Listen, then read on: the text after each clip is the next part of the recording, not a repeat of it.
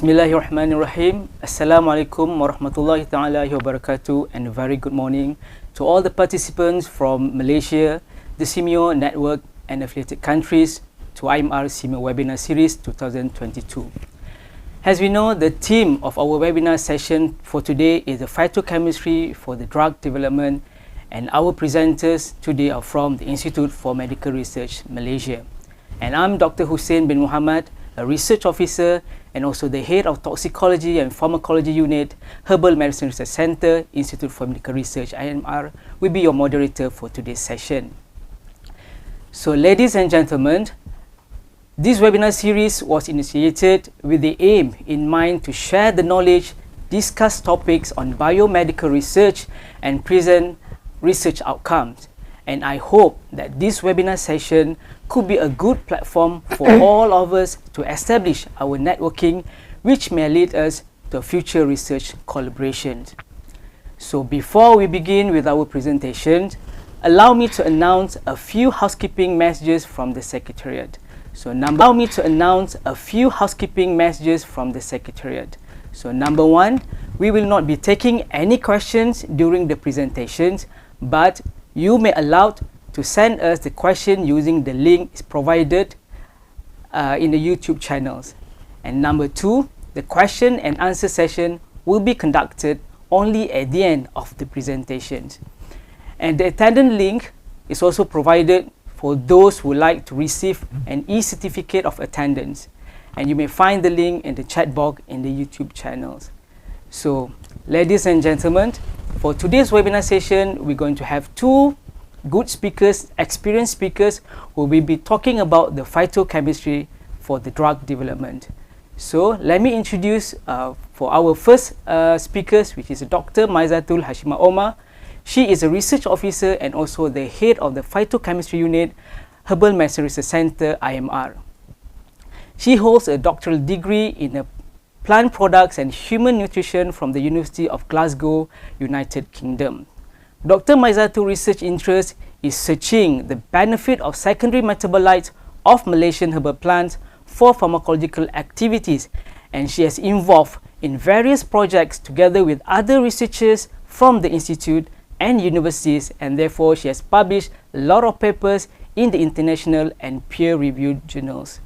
And for today, Dr. Maizatul will be sharing her topic on phytochemistry research in her presentation entitled Standardization and Assessment for Herbal Medicine Products and Formulation. And without further ado, I would like to invite Dr. Maizatul to deliver her presentation. Dr. Maizatul, the screen is yours.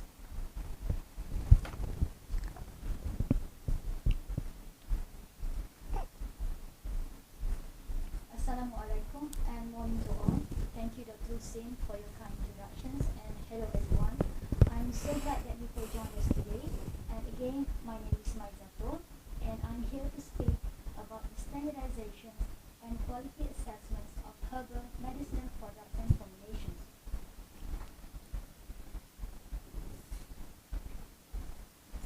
As the first speaker of this webinar, let me begin by giving you an outline of my whole presentation.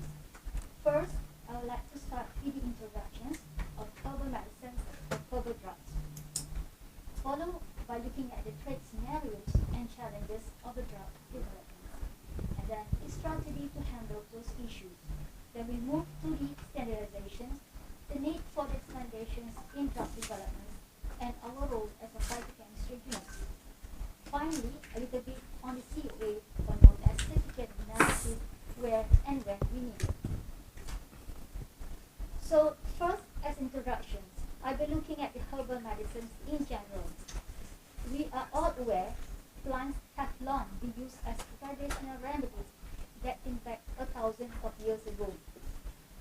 The medicinal plants are widely distributed throughout the world, and they are most abundant in our tropical regions. This herbal medicinal plant has led to the discovery of new numbers of drugs, and as well non-drug substances. One or the very good example is the humble aspirin, which is among the most widely used drug in the world. Aspirin was derived from salicylic acid and was named after the meadowsweet plants. in which it was synthesized further with acetic anhydride to become acetyl salicylic acids, or known as aspirin today. Aspirin was derived from salicylic acid. It's the first drug to come into a common usage, and it is still one of the most researched drugs in the world, with an estimated from 700 to 1,000 clinical trials conducted each year. It has gone through many challenges and obstacles in order for it to become among the successful drugs recorded to date. Therefore, in the new few slides, I would like to share with you the procedures and process that are required along the pathway known as a drug development, in which I will focusing on the standardization. So as you can see, our center IMR-SEAMEO, or Herbal Medicine Research Center, does play an important role in a program known as Natural Products Drug Discovery Program. The ultimate goal of this program is to identify the potential bioactive phytochemicals from herbal plants that can be developed into herbal drugs that are ready for clinical trial. In general, it will begin from the initial discovery with the identifications of potential herbal plants in Malaysia. These plant samples will be analyzed for their chemical properties, and then the readily extracts or fractions or isolated compound derived from this plant sample will be tested for any biological activity. Later on, when any positive result will obtain, the sample will further verified for any toxicology effect, or known as safety study. Following this, samples that have become formulated herbal drug or finished product will undergo a preclinical study for further testing in vivo. So how do we carry out this program? In brief, our center, or in short known as IMR-SEAMEO, consists of 5 units in 1 section. The first is called Integrative Health Information Unit, where all the evidence of the medicinal plants in Malaysia is compiled and documented. One successful story is a Globimed, which is the database with validated information of herbal plants. Then we move to the Phytochemistry unit, which conduct the phytochemical analysis that produce chemical fingerprinting or chemical profiling, which give rise to standardization and quality management, and also with the help of metabolomic as well as chemometric study.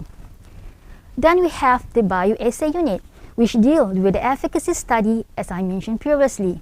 They have the expertise in running various kinds of assay for testing potential plants with bioactive compounds such as anti-cancer, SARS-CoV, as well as dengue. Last but not least, the GLP sections, which stands for Good Laboratory Practice, that has been certified to conduct a safety study in vivo, or in other name known as preclinical study. So now let's take a look into the problems that have affected the quality of herbal drugs today. As you can see, I have highlighted 6 main points that can be considered important. The first one is a mixture of many constituents, in which that the finished product may contain a mixture or part of chemical of extracts. And then its chemical marker, with some of it, if it's not commercially available in the market, which will hinder its identification as well as authentications. Number 3 is raw materials. It may be vary in the part of plant used or differ in their location or different batch produced. And then difference in chemo variety or cultivar. Take for example, Ficus detolia or Mascote in Malaysia, which may have more than 3 varieties recorded so far. And then they may have unknown bioactive compounds or phytochemical. To make it worse, some of these finished products may not even have the chemical profile at all.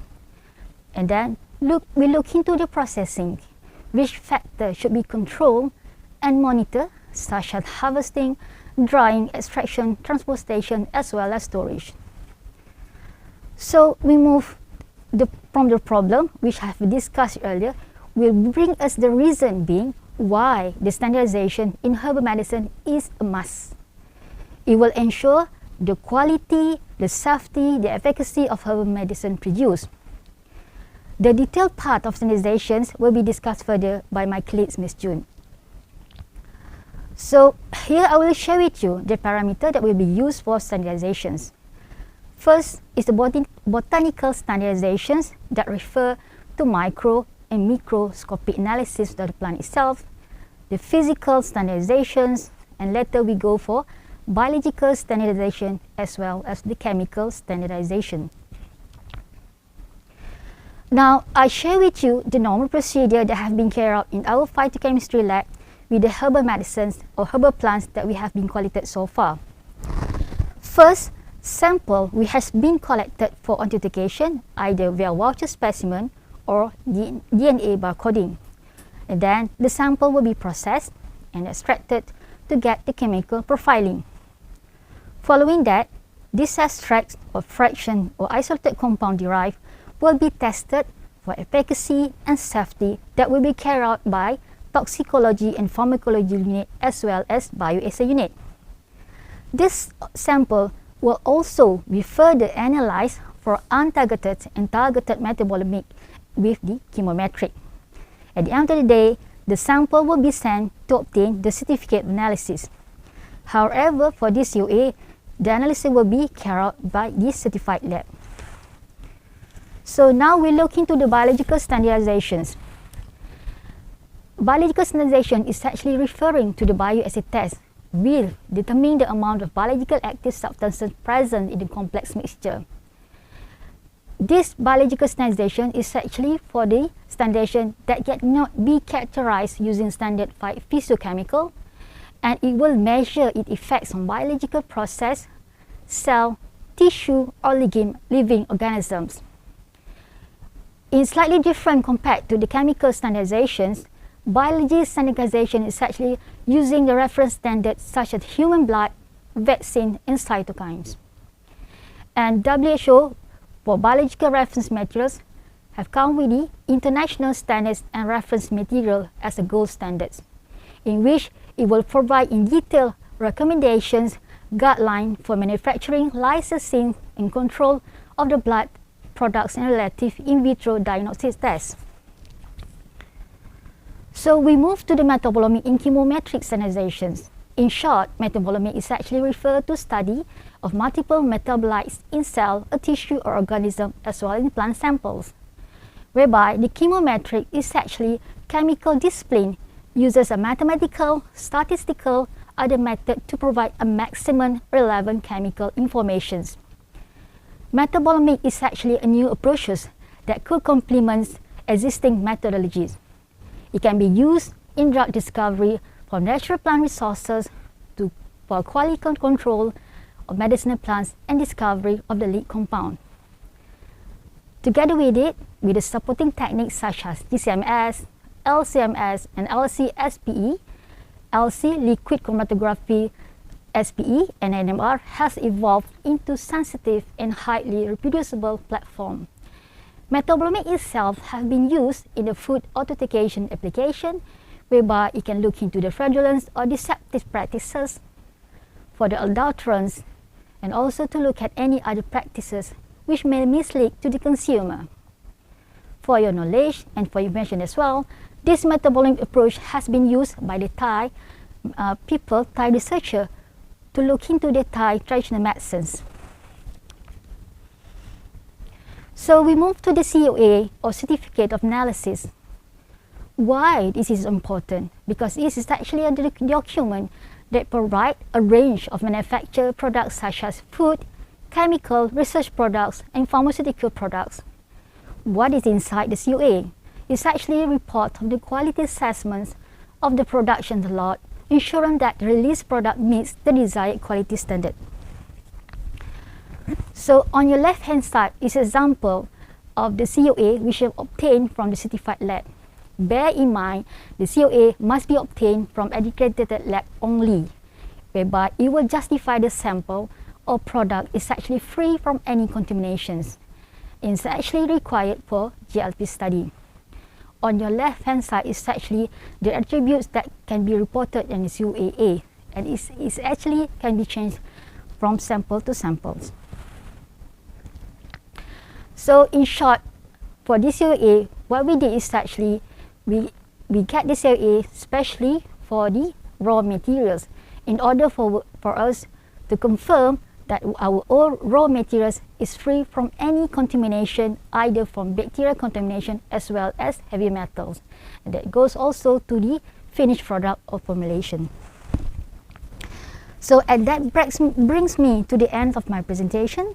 Before I pass over to Dr. Hussein, I would like to take this opportunity to thank the Ministry of Health Malaysia for the approval, permission and funding of these projects, to the SEAMEO for the invitation, to the technical staff behind the screen, to my head of center, and finally to all my Phytochemistry member for the effort and awesome teamwork. Thanks very much.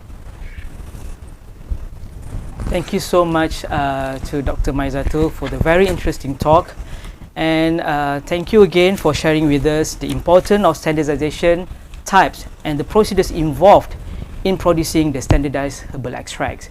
So again, if there are any question from all of you, or comment or suggestions, please kindly submit your questions using the link provided in the YouTube channels. Okay, let's move on to our second presenter, who is Ms. June Lee Shilin. Ms. June Lee is a research officer from the Phytochemistry Unit, Herbal Medicine Research Center, IMR, and she has been working since 2011. She graduated at the University Kebangsaan Malaysia with a master's degree in pharmaceutical analysis, and she is an active member of the Malaysian Herbal Monograph team and continue to contribute her knowledge in development of chromatographic methods for quality control of herbal plants. So without further ado, I would like to invite Ms. June Lee to give her talk on method for herbal medicine standardization. Over to you, Ms. June, and the screen is yours. Thank you, Dr. Hussein, for the kind introduction. My name is June Lee Shilin, and for today, I'll be sharing on the topic on the methods for herbal medicine standardization. In my presentation today, I'll be covering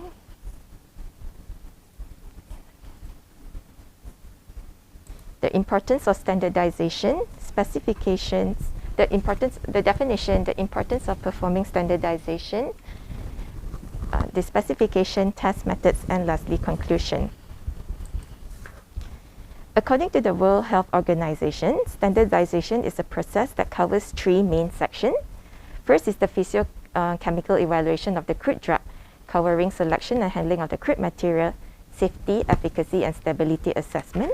The second part looked at the documentation of the safety and risk based on experience. And thirdly, the provision of product information for consumers and product promotion. Since my talk today is focusing on the methods, I will be only covering the first part of the WHO definition. So why is standardization important in the development of herbal medicine? First, we know that herbal medicines are derived from plants or plant parts, and unlike conventional drugs, the chemical constituents in a herbal medicines are very complex and highly variable.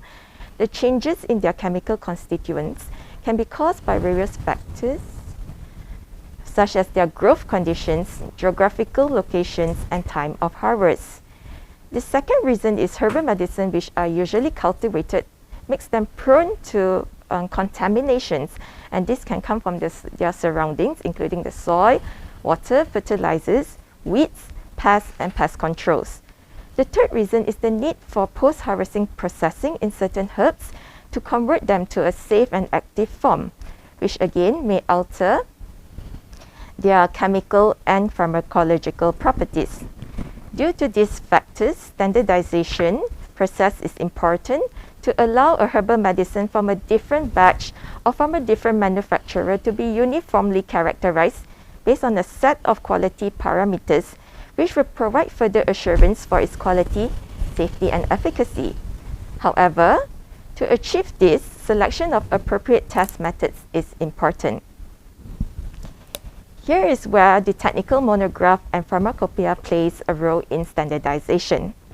For those who are unfamiliar, monograph and pharmacopoeia is a document that contains a set of specifications to assure users of the official articles of their identity, strength, quality, and purity. When available, the monograph specification can be used as a reference for manufacturers, analytical laboratories, marketing authorization, inspectors, and other interested parties to meet the needs of the regulators and also the consumers. The specifications that I'm going to refer to today will be taken from the Malaysian Herbal Monograph, which can also be accessed through the Globimed link below. In this slide, you can see I have divided testing methods according to 4 main categories. First is the selection and handling of the crude drugs, and this covers the botanical characterization, macroscopic and microscopic evaluation. Secondly, safety indicating tests are the purity testing, heavy metal tests, and microbial limit tests. For the efficacy indicating tests, this includes the chemical identification and also assays, and lastly is the stability testing. However, depending on the herbal products and the regulation requirements, more or less tests might be needed. So let's take a look for the specification concerning botanical characterization. For herbal products, botanical characterization is the first step to prevent possible adulteration with a different plant part or adulteration with a sub-quality species. That is why in the monograph for herbal raw materials, you will see a definition besides the local name is the plant part used. For example, in this case, is the leaf and shoots of Belalai gajah, and the acceptable species, which is Clinicanthus nutans.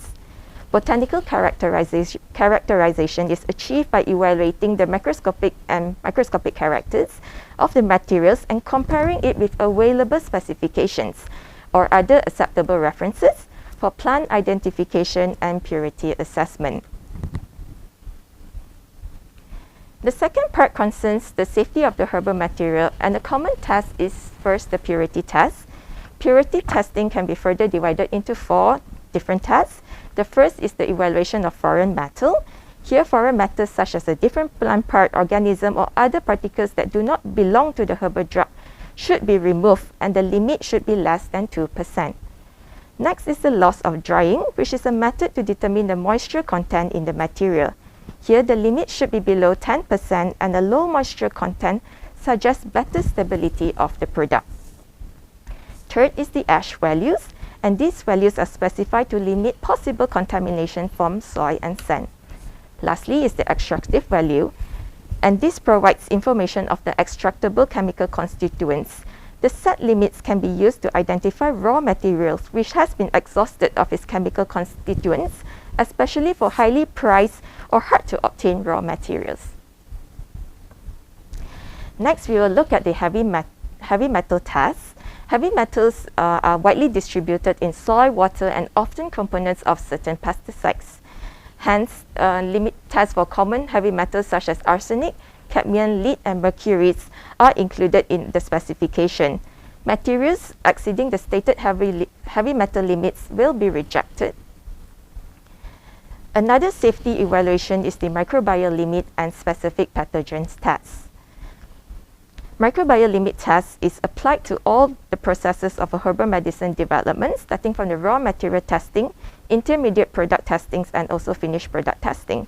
And the source of microbial contamination may come from the poor quality of the product, or it can also be introduced from the environment, equipment used, and also personnel.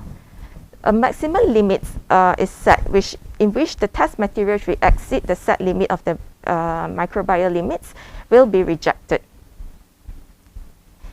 The next and very important test for botanicals is the chemical identification.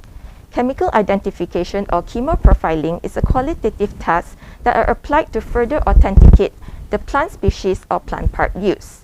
It can be used to make comparison of different plant species or a same plant species collected at a different geographical location or harvesting period.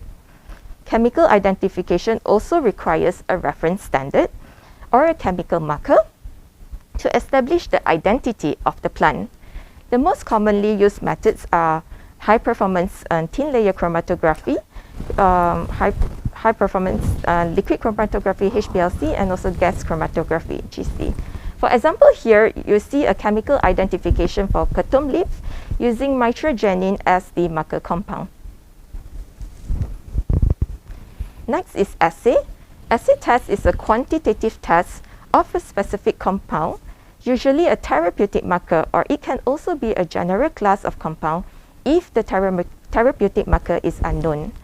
Quantitative assay is usually conducted using HPLC or GC, but the methods needs to be validated. On the right here, you can see an example of a standardized product containing standardized extract of ginkgo biloba, standardized to a 24% ginkgo flavonoid glycosides and 6% terpene lactone. The last part of the standardization process is the stability testing. Stability tests are important to establish shelf life of the product and also to ensure that the finished product remains within the approved shelf life and shelf life specification. There are generally two types of stability tests, the long-term or real-time stability and accelerated stability tests. Stress test is conducted to determine the possible impurity that could be formed during your stability study by subjecting the product to extreme conditions. Consideration when designing your stability test includes the test frequency, storage conditions, such as the temperature and moisture levels, container closure system, and also the number of batches required for your stability test. The parameters that are usually evaluated includes the physical characterization, microbial limits, chemical identification, impurity testing, as well as assay for its content. What I have not covered so far are other tests that might be important according to your dosage form.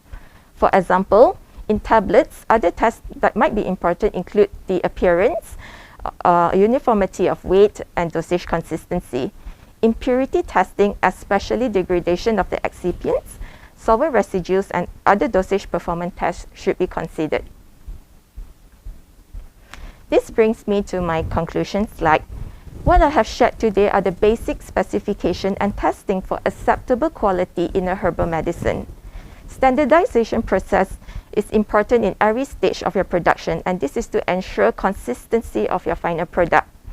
Potential quality contraries and issues should be identified early, preferably before your standardization phase. Nevertheless, still many herbal plants could not be properly standardized due to the lack of specific therapeutic active marker or lack of botanical features for plant identification. Hence, newer technologies are constantly being developed, some that are being shared by Dr. Mai, to better identify or discriminate closely related species, quantify their components, and also to detect adulterations. Monograph and pharmacopoeia is an important reference for manufacturers, regulators, and other stakeholders to ensure the quality of our herbal medicine. I would like to end my presentation today by acknowledging my team members in HMRC IMR and also the Malaysian Herbal Monograph team, consisting of members from various government agencies and academic institutions, and also MAFI for their continuous funding support in the developing of Malaysian Herbal Monograph and Pharmacopoeia.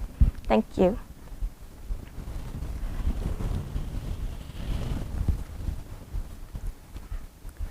Thank you so much, Ms. June, for your very interesting talk. And again, thank you for sharing with us about the information required for herbal monograph, which can be further used for the development of Malaysian pharmacopoeia. And please browse to the Globima website if you need any information regarding the monograph. Okay, now we will move to the question and answer session.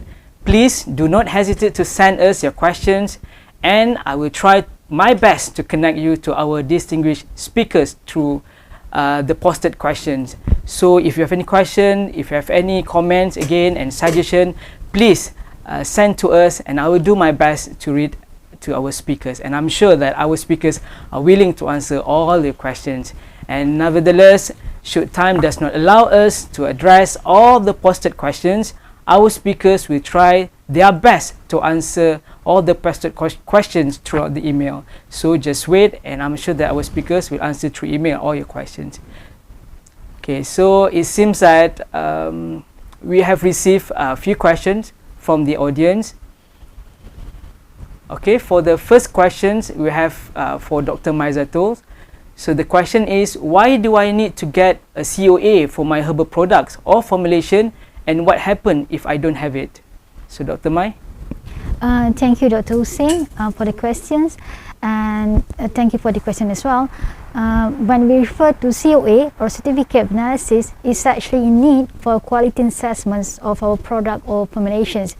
Secondly, COA itself is a part of requirement for registrations by a certain regulatory body.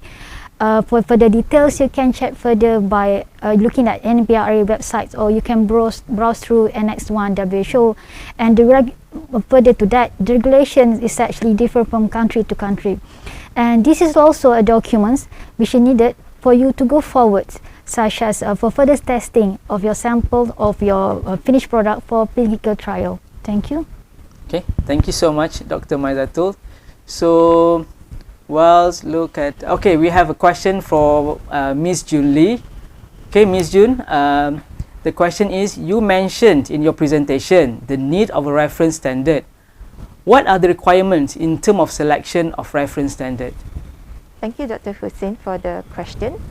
Well, for the industry or manufacturing point of view, the reference standards have to be commercially available and in high purity, and it must be well characterized. And this is because it's a requirement for the GMP, for the quality control purposes. But for the quality control of botanicals, the marker itself should ideally be the bioactive marker, and it must be relatively high concentration in the herb to be detected by our instrument. And also we will look at whether it is a bioavailable marker. But of course, it's impossible to meet all these criteria, so normally the committee will select the best markers using few of these criteria. Okay, thank you, Ms. Jun. So, okay, another question. Okay, so Dr. Mai, since you've been talking about the metabolomics, so I'm sure some of our participants not really understand about the importance of the metabolomic study in herbal medicine. So, in your point of view, what is the importance of these metabolomic studies? Thank you, Dr. Hussein.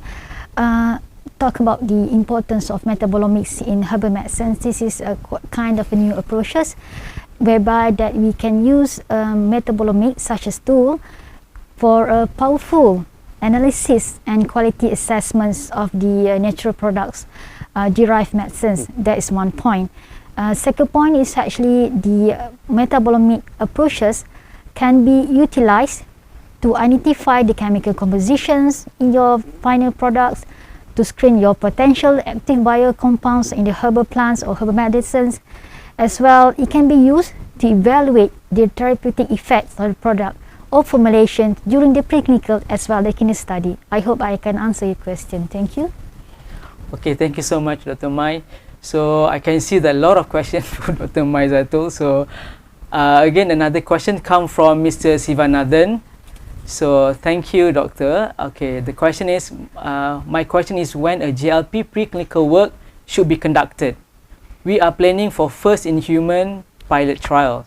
Our mice works produced good results, but it was not GLP related preclinical work. So do we need to repeat it in the GLP setting before the pilot work in human? Thank you. Thank you, Mr. Sivanandan. This is very interesting questions. So I think I'm not the right person to answer this question. We have with me here Dr. Hussein, which is a part of the study director. So I pass back the question to him. Okay, thank you so much. But basically for the GLP, you need to run again the GLP tox studies, because let's say maybe in your non-GLP studies, when you perform the whether the toxicology, the bio efficacy studies, basically you need the data for the GLP if you want to go further for the clinical trials. So again, let's say if your product is stand for the product with the claim, so you need the GLP studies. But if you talk about GLP, basically GLP only for the safety studies, not for the efficacy studies. So like again in your question, so this is look like you have done a preclinical work on the efficacy studies. So if you intend to go for the clinical trials with the claim of your product, so you have to run again the safety toxicology studies in GLP laboratory. So I hope that I answered your question, Mr. Sivanathan. Okay, shall we move to the another question? So, okay, this one okay, you have answered this. Okay, Ms. June, what is the way forward in developing standardized herbal medicine in Malaysia? Well, for standardization herbal medicine for in our country, we should always look whether there are traditional uses records, because this is what the regulators look at when you are going for your marketing. But also we should also think about sustainable sourcing and also try to obtain high quality raw materials from the start. Secondly, we should also prepare the agriculture aspect and also the analytical tools that we need to characterize our botanical materials in our countries. And lastly, we should also look at compliance with the regulation, such as the good manufacturing practices, to make sure the products are being manufactured and of high quality. Okay, thank you, Ms. June. Let me see whether we have any questions. So it seems like we don't have any question from the participants. So I do hope, like let's say maybe you don't have the questions now, so if you do have any questions and comment, please send the emails to us, and our speakers definitely will answer all your questions. Okay, so I'm afraid that this is all the time that we have for questions from the participants. Any additional question, like I said, will be answered by speakers through email. So we hope that this webinar has shed light on some research work that we are conducting at our institute and will spark interest and could initiate future research collaboration with others. So ladies and gentlemen, now we have come to the end of the webinar session, and again I would like to thank to all the participants for your support to make this session successful. So don't forget, you may subscribe to our National Institute of Health YouTube channel and click for the notification whenever there is a new post. So before I conclude, I would like to announce that we will have the next session of IMR-SEAMEO Webinar series on the 22nd April 2022. So do save, do mark your calendars. And the theme for the next webinar is Ending the Diagnostic Odyssey for Inborn Errors of Immunity using Whole Genome Sequencing. So do your mark, your calendars, and save the date, because we have a lot of few experienced and good speakers who are going to talk about this topic. Okay, so until then, many thanks from all of us at IMR. Take care and stay safe. Assalamualaikum. Bye-bye.